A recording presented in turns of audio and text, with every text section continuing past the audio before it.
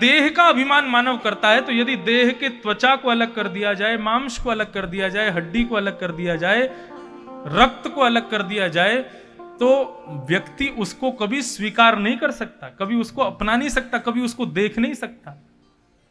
इतना दूषित होता है, उसको अपना कैसे मान सकते हैं हम लोग? केवल ये बाहर से हमको सुंदर बना दिया गया, इसलिए हम इस पर देख करके इसको रीझ जाते हैं, लेकिन वास्तव में एक एक अंग हमारा अलग कर दिया जाए तो इस स्वीकार करने योग्य नहीं होगा। बंधुओं, इस शरीर से सदैव प्रत्येक द्वार, शरीर में 9 द्वार होते हैं जहां से कुछ अंदर आता है या बाहर जाता है, प्रत्येक 9 द्वारों से केवल और केवल मल ही निकलता है, कुछ अच्छा नहीं निकलता इस शरीर में से। कुछ नहीं तो हाथों को ही रगड़ोगे तो यहां से भी मैल आ जाएगा, इतना दूषित है ये शरीर। इस संपूर्ण शरीर में केवल एक वस्तु ऐसी है जहां से कुछ अच्छा बाहर आता है, वो है मुख, जिह्वा। इस जीव के अलावा पूरे शरीर के किसी भी अंग प्रत्यंग से कुछ भी अच्छी वस्तु बाहर नहीं आती। इस शरीर के प्रति अभिमान करते हो आप, जो मैल की फैक्ट्री है पूरी, इससे अभिमान को छोड़िए पिताजी। और इसके बाद इस शरीर का जिन जिन लोगों से संबंध है, उन लोगों से जो आपका ममत्व है वो छोड़िए। जाया सुता दिशु सदा ममतां विमुञ्च।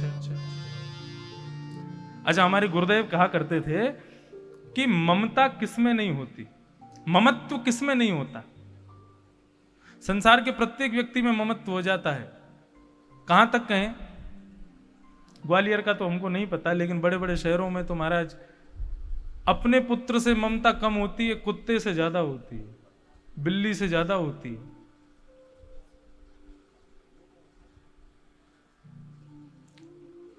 लोग कैसे कर सकते हैं? कुत्ते को हृदय से लगा के घूमते हैं, उसको मुंह से मुंह लगा करके उसको प्यार भी कर लेते हैं। कैसे कर लेते हैं? हमारे पूज्य पिताजी कहते हैं, जो लोग अपने घर में कुत्ता पालते हैं और उसको बहुत प्रेम करते हैं, वो अपने अगले जन्म की तैयारी कर रहे हैं। तो ये ममत्व, कहीं की बात है, कुत्ते को लेकर के कोई घूम रहा था एक आदमी, और एक जगह पर कुत्ते ने मलमूत्र आदि का परित्याग किया, तो तुरंत वो तो अपने हाथ से उसने क्या कहते हैं टिश्यू पेपर निकाल के सब पोंछ पांछ के अपनी पॉकेट में ही रख लिया। मैंने कहा वाह, कितना प्रेम! ये ममता ही बांधती है, इतना ममत्व नहीं होना चाहिए।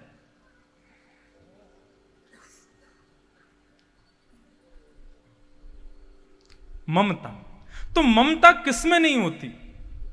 तो गुरुदेव महाराज कहा करते थे कि मरे हुए शव में कभी ममता नहीं होती।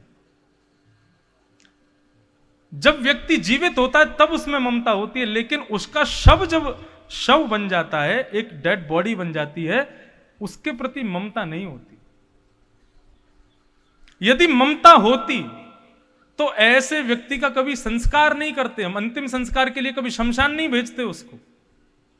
हमारी ममता होती नहीं है शव में, इसलिए हम उसको भेज देते हैं।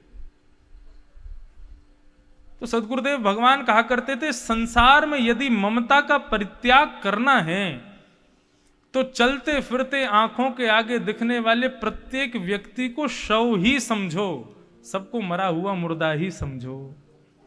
सब मुर्दे घूम रहे हैं, किसी में भी प्राण नहीं। जितना अपवित्र आप एक शव को समझते हैं, उतना ही अपवित्र सामने वाले को समझो, तो उसमें कभी ममता नहीं होगी, उसमें कभी ममत्व नहीं होगा। इस प्रकार अपने दोनों अहमता और ममता का परित्याग कीजिए। सबसे पहले तो अहंकार को छोड़िए, और उसके बाद में इस शरीर का जिन जिन लोगों से प्रेम है, उन सबसे ममत्व को छोड़िए, ममत्व को दूर कीजिए।